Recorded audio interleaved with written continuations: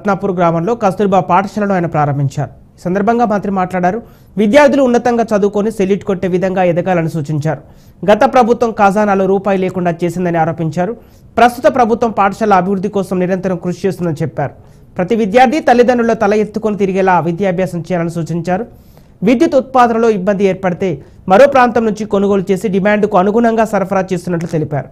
విద్యుత్ శాఖ అధికారులు పూర్తిగా ఒకరికొకరు సమన్వయం చేసుకుంటూ విద్యుత్ సరఫరాలో ఆటంకాలు లేకుండా చూడాలని సూచించారు.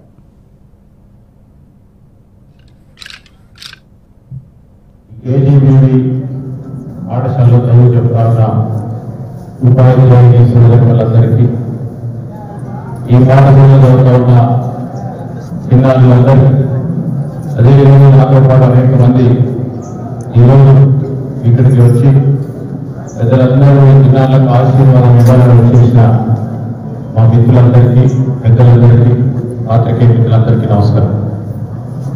ఈరోజు కస్తూరిబా బాలికల విద్యాలయానికి సంబంధించి 2004-5 సంవత్సరంలో ఆనాడు కాంగ్రెస్ పార్టీ ప్రభుత్వంలో బాలికలకు సంబంధించిన విద్యను పెంపొందించాలి, గర్ల్ ఎడ్యుకేషన్ ని పెద్ద ఎత్తున తీసుకెళ్లాలి. దేశంలో రాష్ట్రంలో ఉన్న ప్రతి బాలిక చదువుకోవాలి. ఆ చదువుకునే ప్రయత్నంలో వాళ్ళకి ఎక్కడా ఇబ్బంది రాకూడదు.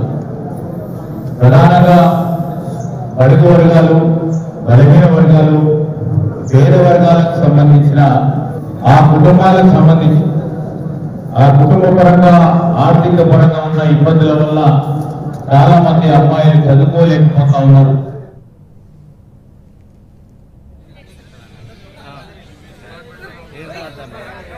చూడండి సార్.